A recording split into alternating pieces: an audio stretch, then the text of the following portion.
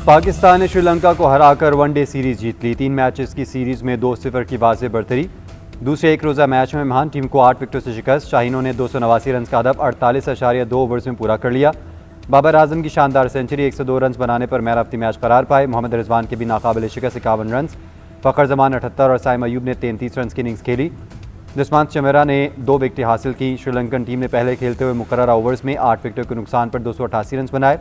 जिनेत लियानागी 54, मेंडिस 44 और ओसामा कर्मा ने 42 रन बनाए। हारिस रऊफ और इब्रार अहमद की 3-3 विकेटें। सीरीज का तीसरा और आखिरी मैच कल खेला जाएगा।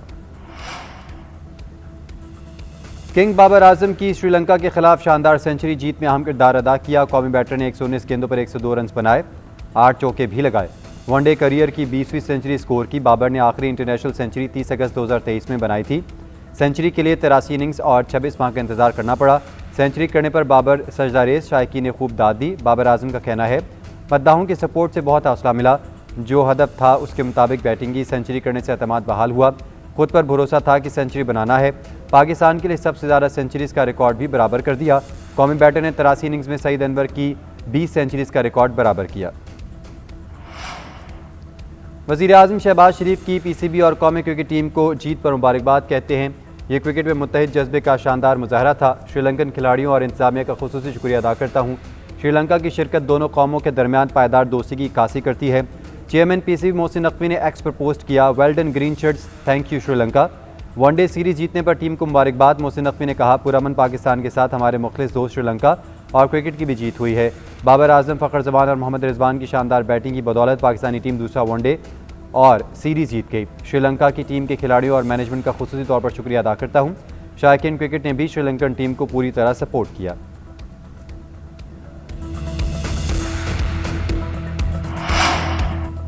मुस्लिम लीग नून के सदर नवाज शरीफ लंदन के दौरे पर रवाना। चंद रोज़ क़याम के दौरान तिब्बी मुआयना करवाएंगे। दूसरी जानिब वज़ीर आला पंजाब मरीम नवाज़ भी कोप 30 में शिरकत के बाद ब्राज़ील से लंदन पहुँच गई। ज़राए के मुताबिक मरीम नवाज़ एक दिन लंदन में क़याम के बाद पाकिस्तान के लिए रवाना होंगी। मरीम नवाज़ ने कोप 3 कॉन्फ्रेंस के लिए ब्राज़ील में 5 रोज़ तक क़याम किया।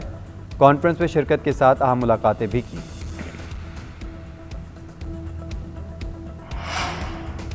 उर्दन के बादशाह अब्दुल्ला दोम इब्नुल हुसैन 2 रोज़ा दौरे पर आज पाकिस्तान पहुँचेंगे। तर्जमान दफ्तर ख़ारजा ताहिर हुसैन इंदराबी ने कहा कि यह दौरा वज़ीर आज़म शहबाज शरीफ की दावत पर हो रहा है। ये दौरा पाकिस्तान और उर्दन के दरमियान देरीना और बरादराना ताल्लुक़ात का मज़हर है। दोनों मालिक के सियासी, मौशी और सकाफती शोबों में ताउन की नई समत और मजबूत बुनियाद फराहम करेगा। दौरे के दौरान शाह अब्दुल्ला दोम सदर और वज़ीर आज़म से अहम मुलाकातें करेंगे। दोनों मालिक के दरमियान दो तरफ़ा ताल्लुक़ात के तमाम पहलुओं पर तबादला ख्याल होगा। ऐवान सदर में खुसूसी तकरीब मुनक़्क़िद की जाएगी। शाह अब्दुल्ला दोम को आला तरीन सिविल अवार्ड दिया जाएगा। दौरा दो तरफ़ा ताल्लुक़ात मजबूत और ताउन वसी करने में मददगार होगा।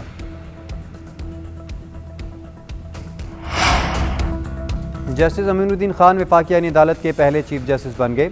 वफाकी आईनी अदालत के 3 जजेस जस्टिस हसन नज़र रिजवी, जस्टिस अली बाकर नजवी और जस्टिस आमिर फारूक ने भी हलफ उठा लिया। वफाकी आईनी अदालत के chief justice justice Aminuddin Khan से सदर आसिफ अली ज़रदारी ने हलफ लिया।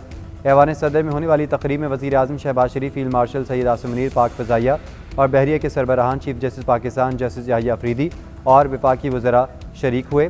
बाद में वफाकी आईनी अदालत के 3 जजेस से चीफ जस्टिस आईनी अदालत जस्टिस अमीनुद्दीन खान ने हलफ लिया। वज़ारत क़ानून के मुताबिक वफाकी आईनी अदालत के 6 जजेस में जस्टिस के क्यागा भी शामिल होंगे। बलूचिस्तान से जस्टिस रोज़ी खान आईनी अदालत के जज होंगे। जस्टिस अरशद हुसैन भी आईनी अदालत के जज बनेंगे। जस्टिस मुसर्रत हलाली ने सेहत के मसाइल के बायस आईनी अदालत के जज बनने से माज़रत की।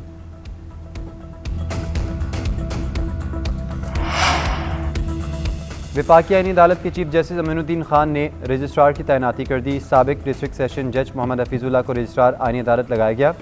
चीफ जस्टिस की मंजूरी के बाद नोटिफिकेशन जारी। मज़हर भट्टी सेक्रेटरी टू चीफ जस्टिस आईनी अदालत तैनात। वफाकी आईनी अदालत के मज़ीद 3 जजेस आज हलफ उठाएंगे। चीफ जस्टिस अमीनुद्दीन खान हलफ लेंगे। तकरीब का इनेकाद इस्लामाबाद हाई कोर्ट में होगा।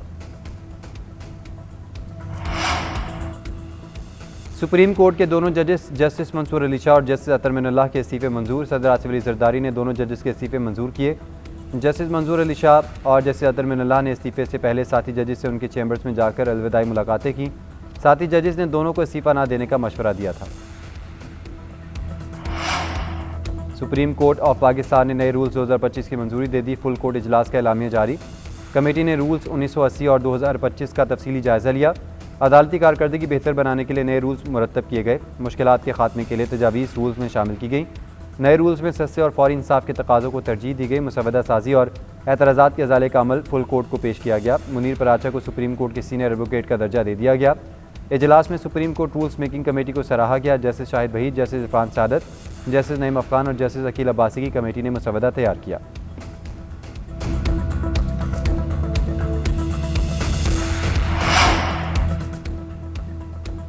27वीं आईनी तरमीम किसी सूरत कबूल नहीं। तहरीक तहफ़्फ़ुज़ आईन पाकिस्तान का तरामीम के खिलाफ जद्दोजहद जारी रखने का फैसला। पीर से भरपूर एहतजाज का भी ऐलान। अरकान कौमी असम्बली और सेनेट पार्लियामेंट से सुप्रीम कोर्ट तक वॉक करेंगे। अरकान पंजाब असम्बली मॉल रोड से लाहौर हाई कोर्ट तक मार्च करेंगे। वकला एहतजाज में भरपूर शिरकत करेंगे। खैबर पख्तूनख्वा असम्बली में तरामीम के खिलाफ करारदाद पेश की जाएंगी। आइंदा जुम्मे मुल्क भर में यौम स्याह मनाया जाएगा। एलामे में आइन को असल हालत में बहाल करने का मुतालबा।